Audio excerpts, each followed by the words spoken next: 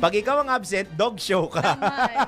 I know. Kaya nga tawag ko na sa sarili ko, guest co-host. Guest host. Para hindi ako maano. Para hindi ka mabansagan, gano'n. Kasi pakisuyo to sa inyo, no? Ayun. Oy, ayan na. Nasa TV na pala tayo. Sabi naman yung Zoom yan. Good morning. Galit na galit yan, good John. Hindi yan. Oy, George. Good morning sa'yo. Sumasa inyo na at... Sumayin nyo rin. Ang Arangkada Balita dito lamang sa Aliw Channel 23 at DWIZ 882.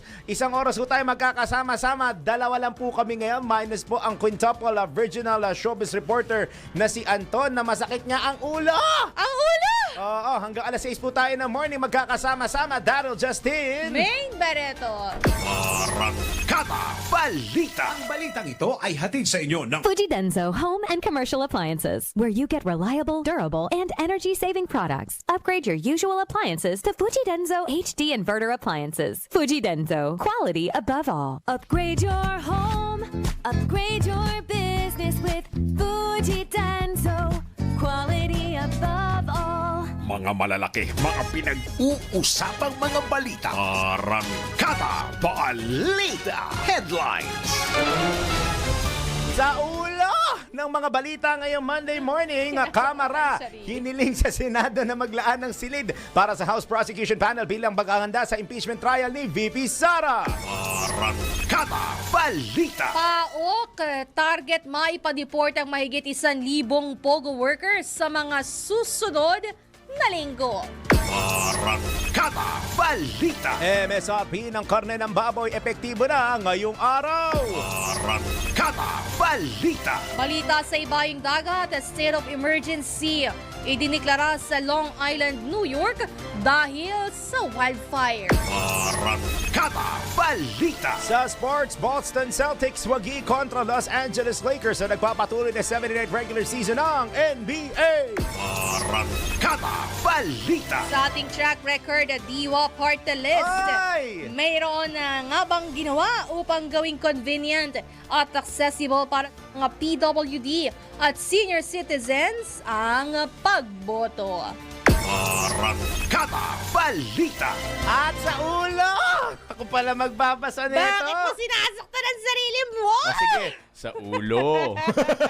Sa ulo ng mga balitang showbiz, pare. Pare sa showbiz. Ano? Anak niya, Aubrey Ito na Miles nga. at Troy Montero, ayan, na may autism, malaki ang improvement dahil sa StemStel Therapy. Arangkada Balita.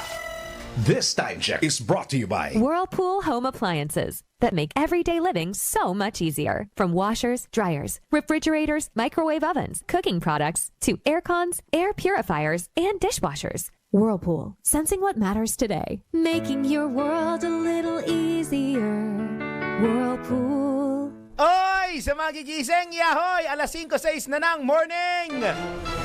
Hatid ang pinakabago, pinaka-latest, mga flash reports, mga breaking news. Ngayon lang nangyari at kasalukuyang nangyayari. Arangkada Balita.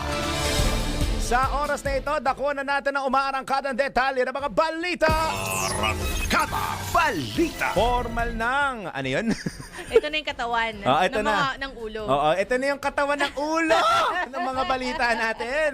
Formal na pong humiling ang Kamara ng Opisina sa Senado para sa mga Public Prosecution Panel bilang paghahanda sa impeachment trial ni Vice President Sara Duterte. Sa ilalim ng mga petsang Marso 5 sa ilalim na may petsang Marso 5 na inilabas sa media ngayong araw, humiling si House Secretary General Reginald Velasco kay Senate President Francis Escudero na magkaroon ng lugar ang mga House Prosecutor at House Secretariat Support Group sa Senate Building. Nais din ni Secretary General Velasco na inspeksyonin ang opisina para matukoy kung paano ito isa-set up at matitiyak na komportable ang public prosecutors at SSG. Bago ito, kinumpirma ng House official na natanggap na ni House Speaker Martin Romualdez ang liham mula kay Senate President Escudero, laman ang mga paghahanda ng Senado para sa paglilitis sa pangalawang Pangulo. Arangkada Balita. Kinumpirma naman naman ng Office of the Vice President o OVP na nagpunta si Vice President Sara Duterte sa Hong Kong para dumalo sa campaign sortie ng Partido Demokratiko Pilipino Lakas ng Bayan o yung PDP laman. Gayunman, ayon sa OVP, agad ding babalik ng bansa ang Vice Presidente para dumalo sa pagdiriwang ng Araw ng Davao. Nakasama ni VP Sara sa Hong Kong ang kanyang amang si dating Pangulong Rodrigo Duterte na nakatakda pang dumalo sa isang Thanksgiving event para sa mga OFW. Pasasalamat kay PRRD with OFWs. Una rito pinabulaanan ni dating Chief Presidential Legal Counsel Salvador Panelo na umalis ng bansa ang dating presidente para takasan ang warrant of arrest ng International Criminal Court.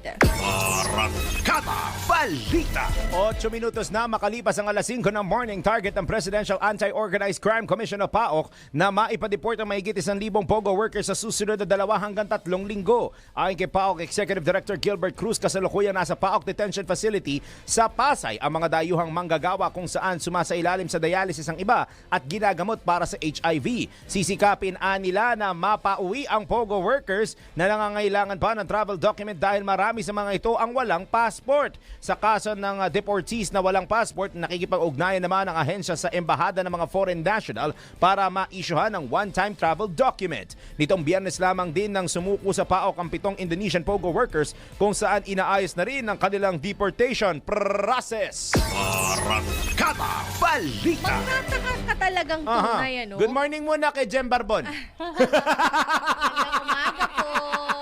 Magtataka ka, nakakapasok ng Pilipinas ng walang passport, Yun na ano? nga.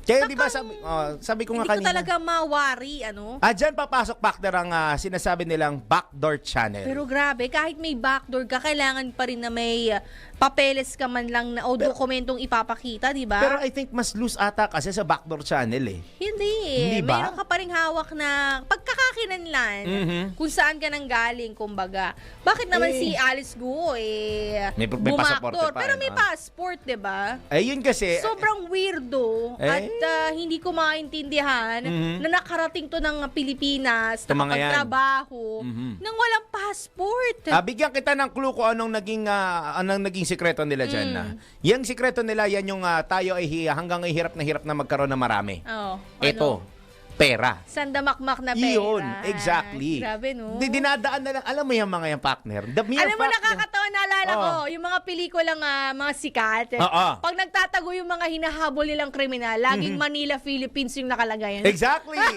Bidang-bida po ang Pilipinas sa international scene. Pag nagtatago yung mga kriminal na hinahabol nila. Pag tinawagan, hey, O kaya pag magtatago yung bida, yun na nga. kailangan ng mag-recharge. Yun na nga. Laging nasa Manila, Philippines.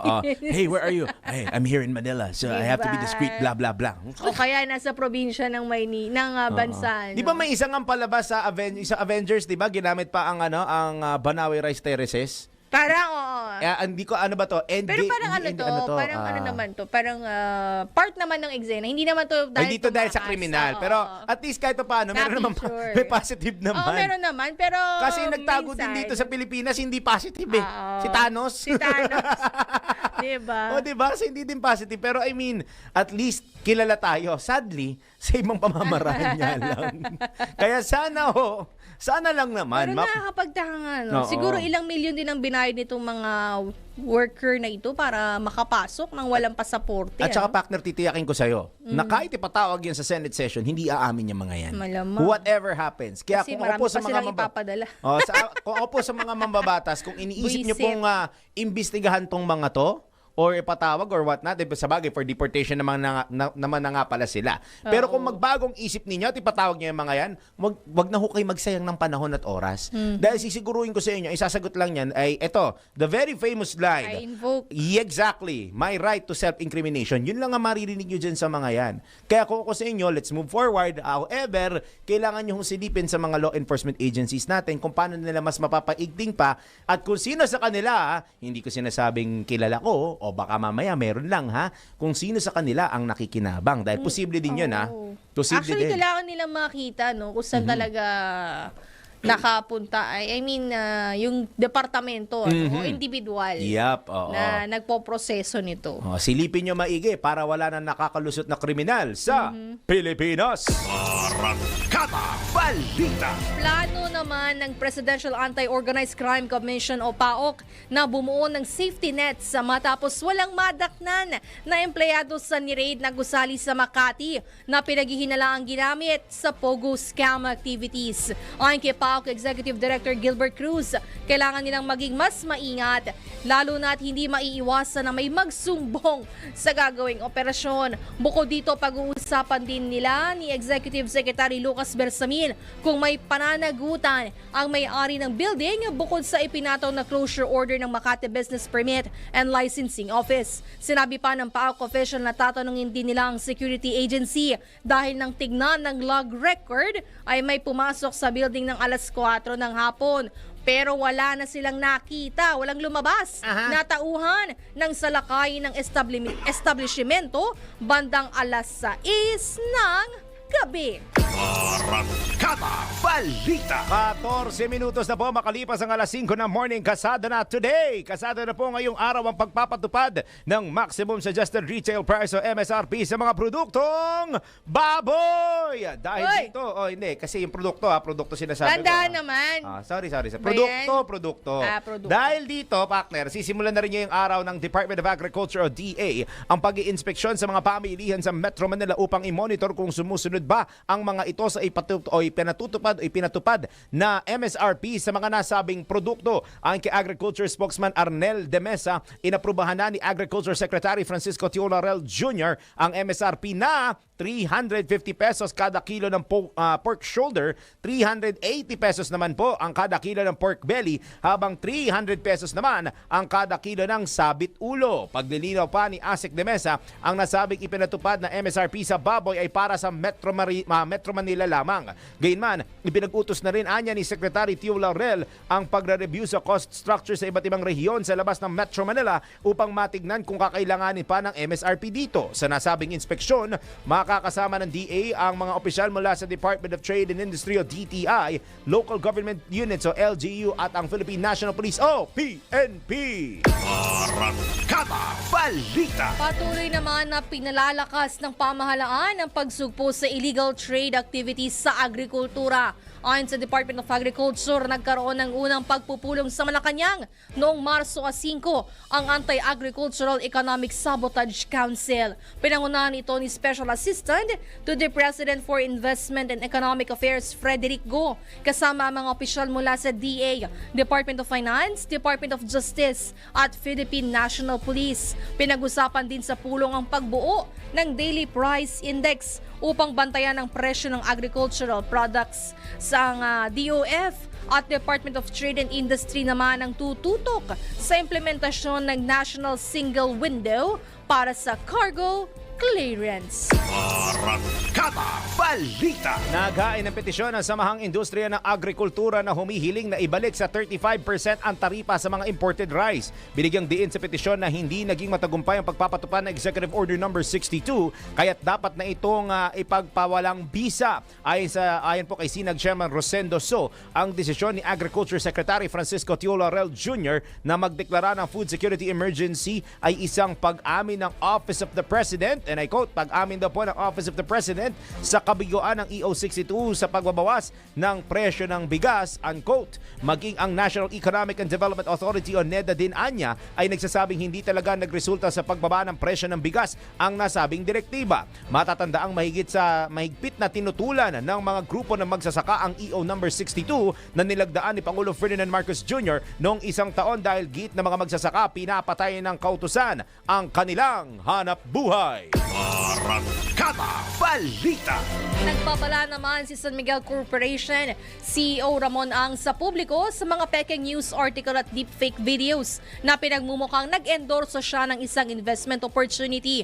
Ayon kay Ang, ginagamit ng scammers ang isa sa kanyang mga lumang interview para linlangin ang publiko na makakapagbigay ng $1,000 o katumbas ng tumataginting na 175,000 pesos na kita kada linggo ang nasabing investment opportunity. opportunity. Git ng business tycoon, isa itong scam at hindi siya nag-endorso o mag-e-endorso ng anumang online opportunity. Pinapaalalahanan rin ni ang publiko na huwag makipag-ugnayan sa sino mang magpapakilalang taga-SMC nang walang proper verification. Gayon din sa mga kahinalang social media post, messages o pages at pagbabahagi ng personal na impormasyon via online. Arrancada Balita. 18 minutos makalipas ang alas 5 ng morning. Ngayon naman sa latest po sa Filipino Mirror, tiniyak ng Metro Manila Sewerage System na hindi magkakaroon ng taas singil sa tubig ngayong summer season. Bantayan. Ito'y sa kabila na mataas na demand ng tubig tuwing tag-init. Ayon kay MWSS Deputy Administrator James Patrick Dizon, hindi magbabago ang halaga ng babayarang water bill ng mga customer. Gayunman, pinapayuhan pa rin anya ang publiko na magtipid sa pagkonsumo para mapanatili ang mababang bayarin ng tubig. Umapela rin ang opisyal sa publiko na inspeksyonin at silipin ang mga linya ng tubig sa kanilang bahay o establishmento para maagapan at maisaayos agad ang posibleng leak o tagas sa mga sirang linya ng tubig. Arrancada Balita. Inaasahan naman ni Pangulong Ferdinand Marcos Jr. na lalakas pa ang people-to-people exchanges sa pagitan ng Pilipinas at United Kingdom. Sa courtesy call sa Malacanang, mainit na tinanggap ni Pangulong Marcos si UK Secretary of State for Foreign, Commonwealth and Development Affairs David Lamy. Binigyang diin ng presidente ang malaking pagtaas ng bilang ng mga Pilipinong naninirahan at nagtatrabaho sa UK na malinaw anyang indikasyon ng matibay na relasyon ng dalawang bansa. Tinatayang mayroong 200,000 na Pinoy sa UK na nagtatrabaho sa iba't ibang sektor gaya ng IT, aviation, hospitality and service at sa healthcare. Samantala, tinalakay din ni Pangulong Marcos at ng UK officials sa kanilang pulong ang trade and investments, environment, maritime at climate change. Arrancada Balita. 20 minutos na po, 20 minutes makalipas ang alas 5 in the morning. Pinabulaanan ng engineer ng Kabagan Santa Maria Bridge sa Isabela na si Engineer Alberto Cañete na dahil sa maling design kaya nag-collapse ang nasabing tulay. Ayon kay Engineer Cañete, nakaayon ang nasabing gusali sa bridge nakaayon po ang nasabing tulay sa Bridge Code of the Philippines. Git pa nito, nakalagpas ang truck sa siyam na arko bago ito gumuho sa ika-10 arko dahil kung malian niya ang disenyo ay unang arko pa lang ay babagsak na ito. Dagdag pa ni Engineer Cañete, unang dinisenyo ang nasabing tulay sa ilalim ng 1997 code. Gayunman, nagsimula ang paggawa nito noong 2014 at noong 2015 ay mayroon ng mga panibagong pamantayan na ipinakilala na nagpapataas ng mga kinakailangan sa puwersa para sa disenyo ng tulay. Arrancada Balita.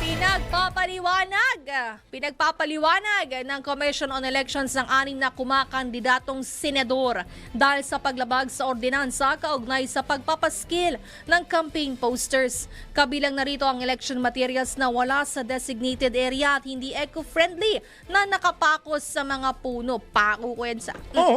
Huy! Nagbabala si environmental advocate Ronald Posadas na maaaring mabulok ang mga puno kung papakuan ng mga ito. Pakuan ko kayo para mabulok kayo. Iginiti ko kay Chairman George Erwin Garcia na mariing ipinagbabawal ang mga naturang gawain. Alinsunod po yan sa hangaring environmentally sustainable election. Muli namang nagpaalala ang poll body na sa mga kandidato na huwag ipaskil ang mga campaign posters sa mga paaralan o pampublikong gusali.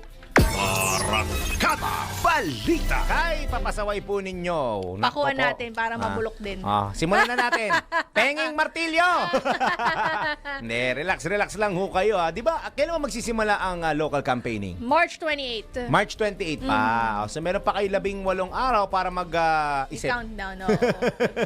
May iba pa tayong countdown mamaya. Ika-countdown ko mamaya. Samantala, sa iba mo ng balita, welcome po sa Department of Foreign Affairs o DFA ang postponement sa pre-enrollment period para sa online voting and counting system. Sa halip na ngayong araw, March 10, ipinagpaliban ito sa March 20 para matiyak ang mas maayos na process o proseso para sa kauna-unahang implementasyon ng OVCS. Ayon sa DFA, ang desisyon ng COMELEC ay patunay ng commitment nito na matiyak ang integridad ng overseas election. Umaasaan nila sila na sa tulong ng pagpapaliban sa pre-enrollment, masisiguro ng poll body na pasado sa lahat ng testing at certification ang OVCS alinsunod sa Republic Act No. 9369 o ang Election Automation Law of 2007. 11. Gagawin ng overseas voting mula April 13 hanggang May 12 kung saan kailangan muna mag-register sa www.comelec.gov.ph para makaboto. Arangkada Balita. Okay, balitang election pa rin. Umabot na sa mahigit 1,500 o 1,500 ang bilang ng mga nakumpiskang armas sa nagpapatuloy na election gun ban. Ayon kay PNP spokesperson at Brigadier General Jean Fajardo, may kabuang 1,592 na mga baril ang nakumpiska sa buong bansa. Samantala sa datos naman ng National Election Monitoring Action Center, sinabi ni Brigadier General Fajardo na mayroong 24 na suspected election-related incidents habang 11 insidente na ang kumpirmadong may kinalaman sa eleksyon. Sa nabanggit na validated incidents, siyam ang itinuturing na bayolente o marahas dahil sa ginawang pamamaril at pananaksak, habang dalawa naman ng non-violent incident na naitala sa Region 6 ay kinasasangkutan ng malicious mischief at pagbabanta. Para naman sa mga posibleng areas of concern, sinabi ng PNP na hinihintay pa nila ang official announcement mula sa Commission on Elections. Arangkada Balita. Sa oras na alas 5:24 in the morning, ang track record natin ay tungkol sa... Kanino?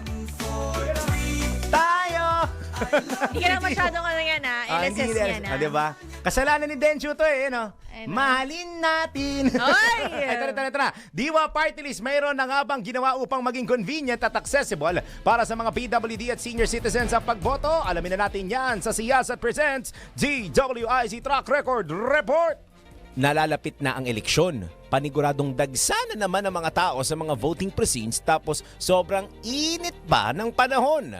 Paano na lang yan yung mga matatanda at mga PWD na gustong i-exercise ang karapatan nilang bumoto? Meron na bang umaksyon para mapadali ito sa kanila? #IZ Track Record? Talaga bang may nagawa na siya sa bayan? Alamin, iboto ang tama, itama ang boto. Siyasat presents DWIZ Track Record. Ayon sa aming patuloy na pagsisiyasat, kabilang si Diwa Party List Representative Michael Edgar Agripay sa mga mambabatas na nagsulong ng House Bill number 9562 o ang Act of Providing for Early Voting by Qualified Senior Citizens and Persons with Disabilities in National and Local Elections noong 2021. Layunin ng panukala na ito na mapadali ang pagboto para sa mga senior citizens at persons with disabilities sa PWDs sa pamamagitan ng pag-alaw sa mga ito na bumoto 7 araw bago ang nakatakdang araw ng botohan, national o local elections man. Upang makaboto ng maaga, marapat lamang na magkaroon ng nationwide registration upang mailista ang pangalan ng mga botante at maging kwalipikado sa nasabing benepisyo na isinusulong ng panukala. Itinalaga naman ang Commission on Elections o COMELEC upang pangasiwaan ang implementasyon ng panukalang batas at kabilang sa mga responsibilidad nila ay ang pagkakaroon ng listahan ng registered voters na PWDs at senior citizens. Makipagtulungan sa mga kaukulang ahensya katulad ng Department of Health o DOH at National Council on Disability Affairs at higit sa lahat ay ang pagtatalaga ng polling stations na ligtas, accessible at tutugon sa mga pangangailangan ng nasabing benepisyaryo ng panukala. At yan ang track record ng Diwa Party List. Para sa Siyasat Presents DWIZ Track Record, ako si Daryl Justin. Nagbabalita ng tama, naglilingkod ng tama. Ngayong alam mo na gawa na ng listahan ng iboboto mo. Iboto ang tama, itama ang boto. Siyasat presents DWIZ Track Record. I-message mo na kami sa aming Facebook, TikTok, or YouTube kung kaninong track record ang gusto mong ipacheck. Arangkada Balita. Kaya tuloy-tuloy na po ang inyong pag-send ng tanong sa amin para sa aming Siyasat Track Record na malaman ninyo at makilati sa mga kandidato para sa darating na eleksyon. Kayo ay makakagawa ng tamang desisyon para kayo po ay makaboto. Tandaan, iboto ang tama, itama ang boto! Iboto ang tama, itama ang boto. DWIZ Election Update. Ay, magbabalik po ang Arangkada Balita makalipas lamang ilang paalala. Philippine Standard Time. This time check is brought to you by Whirlpool Home Appliances that make everyday living so much easier. From washers, dryers, refrigerators, microwave ovens, cooking products, to air cons, air purifiers, and dishwashers. Whirlpool, sensing what matters today. Making your world a little easier. Whirlpool. Nawala! 5:27 in the morning. Yahoy! That time check was brought to you by Whirlpool Home Appliances that make everyday living so much easier. From washers, dryers, refrigerators, microwave ovens, cooking products, to air cons, air purifiers, and dishwashers. Whirlpool, sensing what matters today. Making your world a little easier. Whirlpool. Arangkada Balita. Hatid ang pinakabago, pinaka-latest, mga flash reports, mga breaking news. Ngayon lang nangyari at kasalukuyang nangyayari. Arangkada Balita. 32 minutos na po makalipas ang alas 5 ng morning sa ikalawang bahagi ng Arangkada Balita. Tanggap na tayo ng sunod-sunod na mga report. Mga pangangailangan ng OFW sa Singapore, pinakinggan ni Senator Revilla. Detalye, Patrol 19, Celi Ortega Bueno. Binisita ni Senator Ramon Bong Revilla Jr. ang mga overseas Filipino workers sa Singapore. Pinakinggan ni Senator Revilla ang mga hinaing at pangangailangan ng mga OFW. Tiniyak ng senador sa mga kababayan nating OFW na may gobyerno na nagmamalasakit sa kanila. Nakipagpulong Senator Revilla sa mga leader ng iba't ibang organisasyon ng mga Pilipino upang kumonsulta at ibahagi ang mga kasalukuyang initiative niya sa Senate. Kanyang binanggit ang mga panukalang batas na naisulong at ngayon ay nakikinabang na ang maraming Pilipino kabilang na ang Kabalikat sa Pagtuturo Act, Anti-No Permit, No Exam Policy Act, Free College Entrance Examination Act, Expanded Centenarian Act at ang Permanent Validity ng Certificates of Live Birth, Death and Marriage Act. Ibinahagi rin niya kung paano patuloy niyang pinaglalaban ang karapatan at kapakanan ng mga OFW. Isa si Revilla sa may akda ng Migrant and Overseas Filipino Act na naglalayong bigyan ng mas matibay na proteksyon ang mga OFW na naghahanap ng mas magandang oportunidad sa ibang bansa. Isa rin siya sa may akda ng lumikha sa Department of Migrant Workers. Bilang bahagi ng kanyang patuloy na pagsulong sa kapakanan ng mga OFW, pinaliwanag ng senador ang kanyang mga panukalang batas upang higit pang matulungan ang mga Pilipino saan man sila naroon. Inihain niya ang Senate Bill 1512 o ang Bagong Bayani Ward Act upang tiyakin na ang mga pampublikong ospital ay magkakaroon ng nakalaang ward para sa mga OFW. Taos pusong nagpasalamat sa Revilla sa mainit na pagtanggap ng mga OFW sa Singapore at tiniyak sa mga ito na mananatiling pangunahing layunin ng kanyang panunungkulan ang pagsuporta sa kanilang pangailangan at tagumpay. Ito sa Patrol 19, Celi Ortega Bueno para sa impilang metodong lakas sa DWIZ. Nagbabalita ng tama, naglilingkod ng tama. Arangkada Balita. Samantala, COMELEC hinikayat ang Bangkok Central. Ha?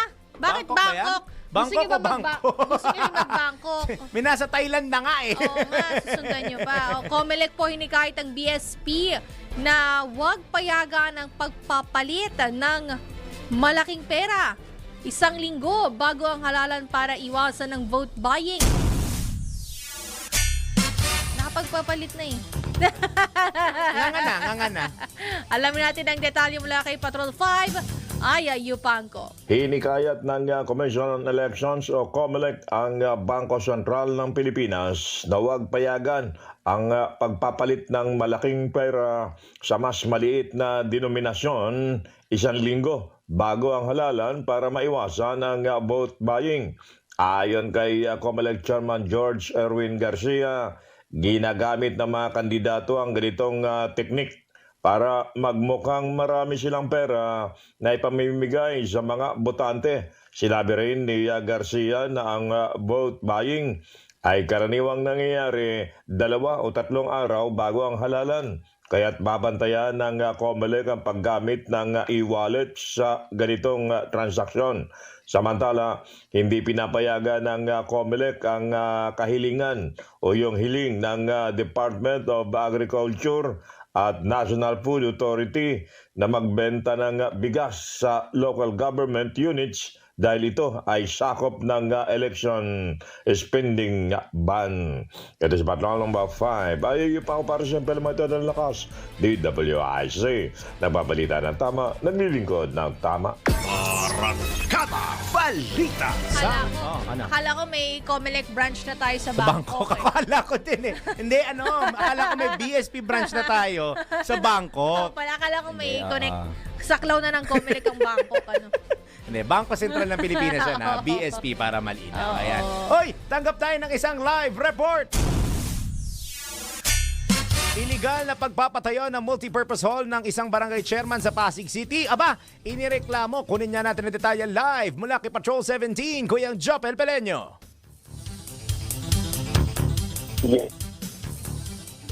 Kuyang Jopel.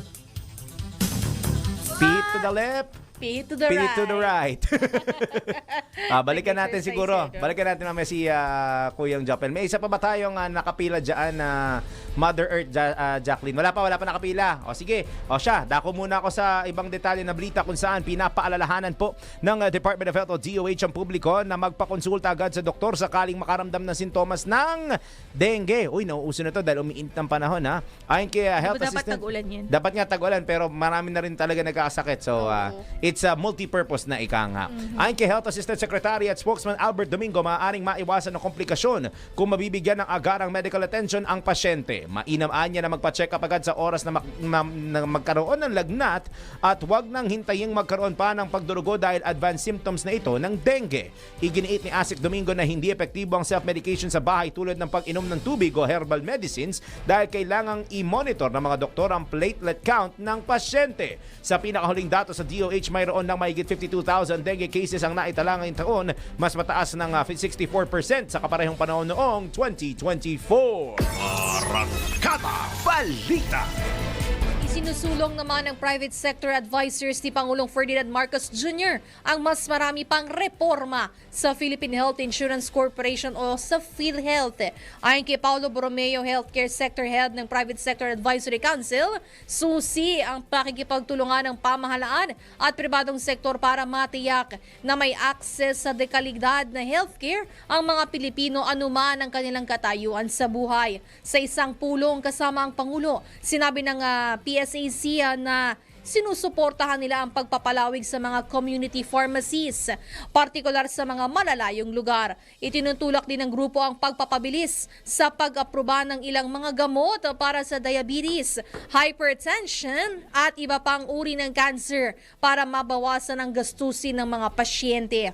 Bukod sa mga ito, nais din nila na i-update ang hospital licensing at physical facility standards para mapabilis ang pagpapatayo ng mga bagong ospital at iba pang healthcare facility sa buong bansa.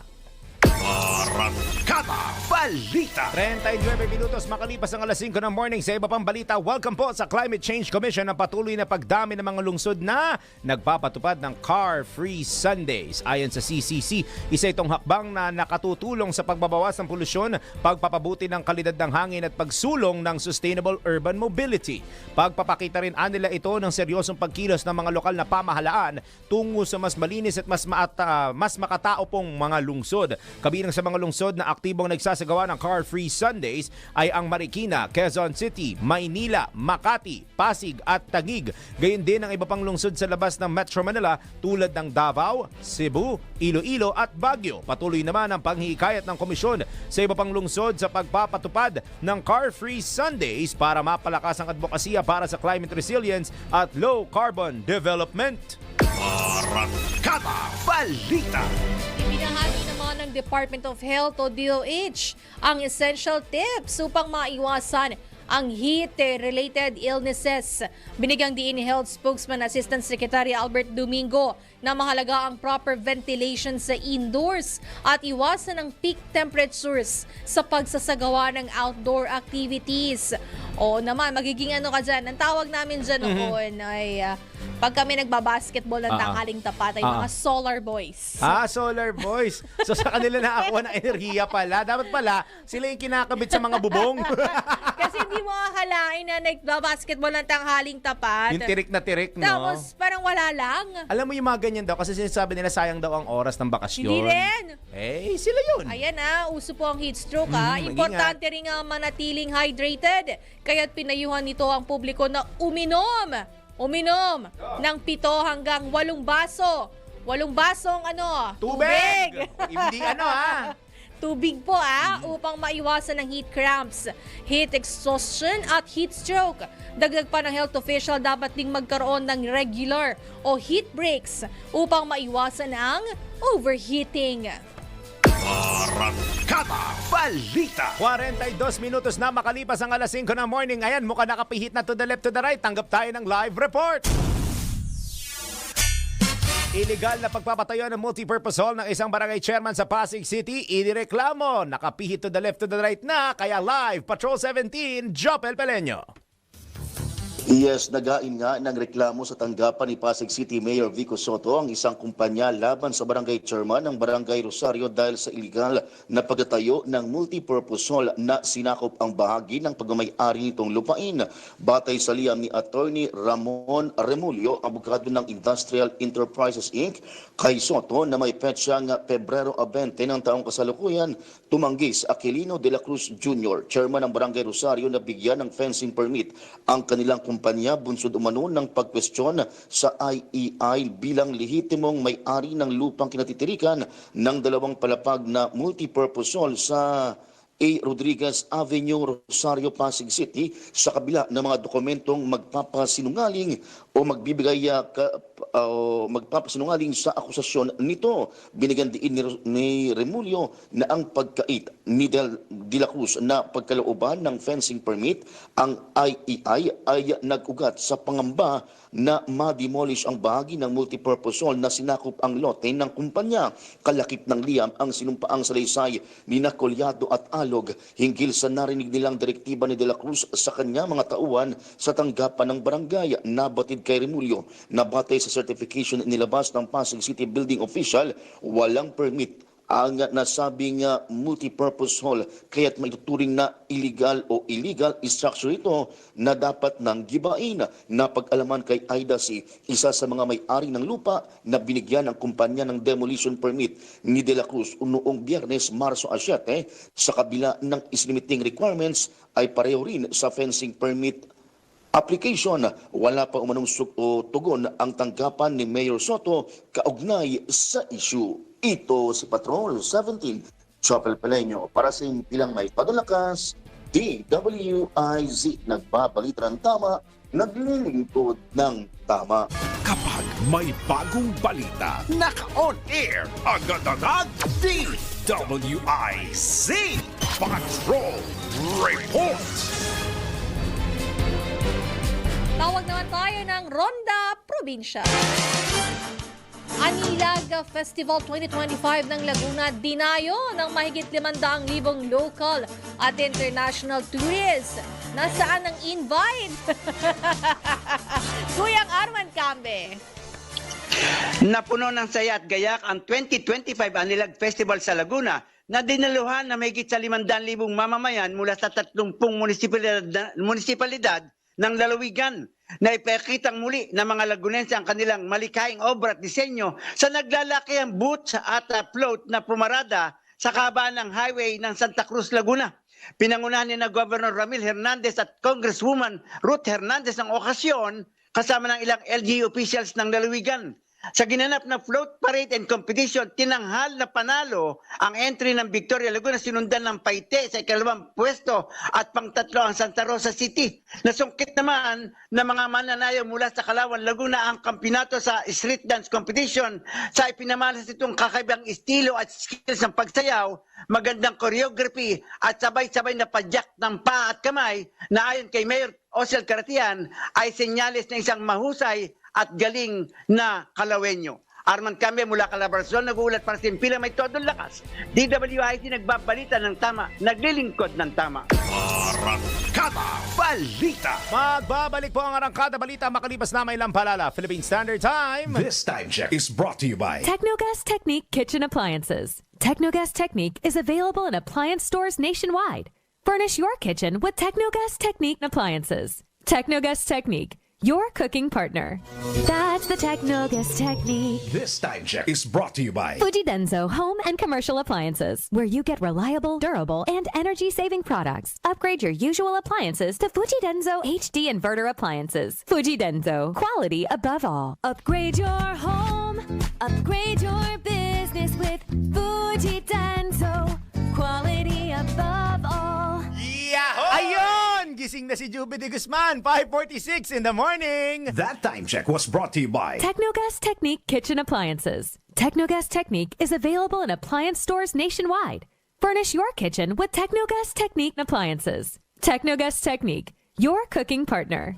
That's the Technogas Technique. That time check was brought to you by Bingo Plus. Download Bingo Plus app now in Google Play and App Store for a chance to win up to 312 million pesos jackpot prize. Visit bingoplus.com to learn more. With Bingo Plus, bingo sa saya, plus sa panalo. That time check was brought to you by Fujidenzo Home and Commercial Appliances, where you get reliable, durable, and energy-saving products. Upgrade your usual appliances to Fujidenzo HD Inverter Appliances. Fujidenzo, quality above all. Upgrade your home, upgrade your business with Fujidenzo, quality above all. Arangkada Balita.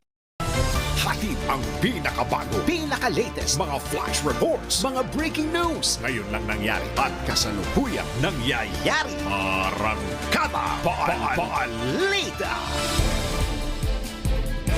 Sa oras na siyam na sandali bago mag-6 in the morning, dako muna tayo sa ibang detalye ng mga balita. Arangkada Balita. Ay, good news po sa mga motorista. Huwag nyo munang pa-full tank na nyo, ha? Huwag muna. Wait lang. Wait lang, ha? Relax muna. Kasada po kasi bukas ang malakiang tapyas presyo sa mga produktong petrolyo.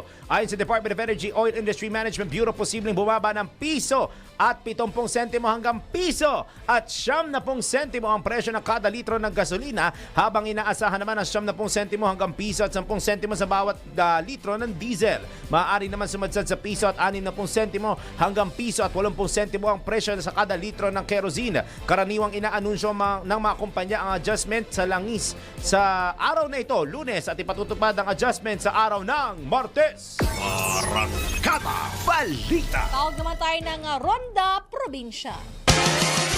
Isang vendor sa Solano, Nueva Vizcaya, arestado sa drug buy-bust operation. Alam natin ang detalye mula kay Kuyang Ronald Idol Domingo. Nagsagawa ng illegal drug bypass operation ang kapulisan ng Solano Police Station dahilan sa pagkadakip ng isang lalaki sa barangay Quezon, Solano, Nueva Vizcaya. Kinilala ang suspect na si alias Richard, tinatayang nasa 8 taong gulang, isang vendor at presidente ng nabanggit na lugar. Naresto ang suspect matapos nitong bentahan ng isang medium size na heat seal transparent plastic sachet na naglalaman ng ilang shabu ang isang operatibang nagpanggap na bayera. Maliban dito, nakori mula sa kanya ang tatlo pang piraso na transparent heat seal plastic sachet na naglalaman din ng shabu at iba pang drug paraphernalia. Matapos ang operasyon, dinala ang suspect sa impila ng pulisya para sa dokumentasyon at maharap sa kasong Republic Act 9165 o Comprehensive Dangerous Drug Act of 2002. Ito ang Ronda Patrol, Ronald Idol Domingo, nagulat para sa impilang may tudong lakas, DWIC, nagbabalita ng tama, naglilingkod ng tama. Arangkada Balita.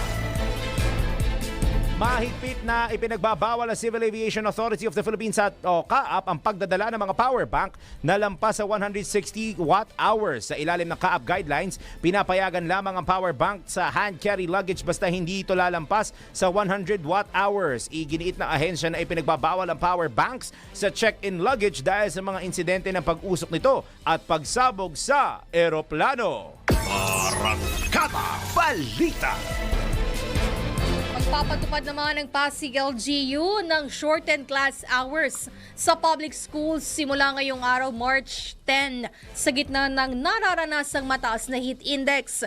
Ayon sa Pasig City Government, saklaw nito ang lahat ng public elementary at secondary schools, gayon din ng alternative learning system. Manggagaling mismo sa school principal ang anunsyo tungkol sa detalye ng shortened class hours. Ayon yan sa shifting. Kapag umabot sa 42 degrees Celsius ang local heat index sa forecast, ipapatupad ng mga paaralan ng modular o online na distance learning. Para naman sa private schools o yung mga pribadong eskwelahan, ipinauubaya na sa school administrators ang diskresyon o yung desisyon para sa anumang schedule kaugnay ng pagtugon sa mataas na heat index. Arrancada Balita. Samantala, ronda ulit tayo sa probinsya.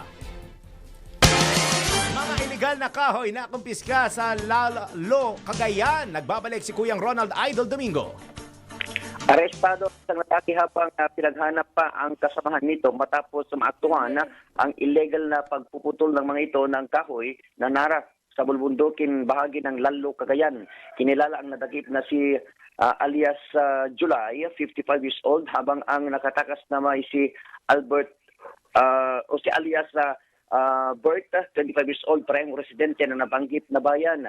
Batay sa pulisya, nakatanggap umano sila ng ulat ukol sa illegal na pagpuputol ng kahoy, kung kaya't agad silang nagsagawa ng anti-illegal logging operation. Pagdating sa lugar ay naaktuhan umano nila ang pamumutol ng dalawang lalaki gamit ang tsenso. Wala ring umanong may pakitang kaukulang dokumento ang suspect. Kung kaya naman sila ay inaresto, subalit nakatakas ang isa. Nakumpiska naman sa lugar ang mahigit 31,000 halaga ng mga pinutol na kahoy, kung saan ay dinala ito sa impilan ng pulisya kasama ang tsenso at ang isa pang yung naaktuhang namumutol ng tayo. Maharap ang suspect sa kasong paglabag sa PB 705 o Forestry Reform Code of the Philippines kasama ang tumakas nitong kasamahan. Ito ang Ronda Patrol, Ronald Idol Domingo, nagulat pasimpilang may tudong lakas, DWIC, nagbabalita ng tama, naglilingkod ng tama. Arrancada Balita. Mga balitang dapat alam mo kahit sa labas ng bansa. DWIZ, balita sa ibang bansa. Samantala, idineklara na ang state of emergency sa New York dahil sa nagpapatuloy na wildfire sa Long Island. Ayon sa local officials, pahirapan ang pagkapula sa sunog dahil sa hangin at makapal na usok. Nagsilikas na mga tao sa military base malapit sa lugar at sarado na rin ang mga pangunahing kalsada. Pinag-iingat ng otoridad ang mga residente sa posibleng pagmulan ng apoy tulad ng makina at sigarilyo. Arrancada Balita. Ready ka na bang makichismis? Ready ka na bang malaman kung ano ang latest sa Arrancada Balita Showbiz Spotted? Ready ka na ba? Eto na nga! Eto na nga! Aray ko po! Oh. Tahas ang inamin ni Troy Montero na malaki ang nagawang maganda ng stem cell therapy sa kanilang anak na may autism. Ayon sa aktor, matapos ang ilang buwang gamutan, ay malaki na ho daw ang pagbabago sa kanilang anak na si Rocket. 3 taon umano nang ma-diagnose ng kanyang anak ng autism spectrum disorder. Kaya't ipinasok nila ito sa speech at occupational therapy hanggang sa isinailalim nga nila ito sa stem cell therapy. Sa ngayon ay nakaka-3 therapy na raw siya at malaki ang improvement nito sa pagsasalita.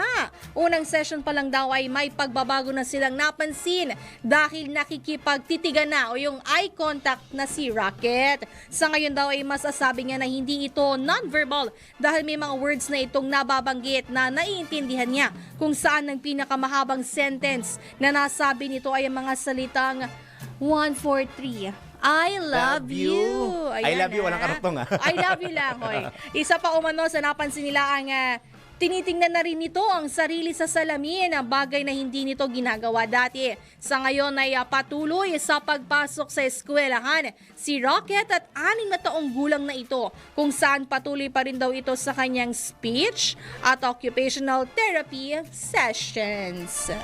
Ayan masasuggest ko sa ating mga yung mga sumusunod yata sa atin nagpapaself sa therapy. Huy! Wala ako sinabi.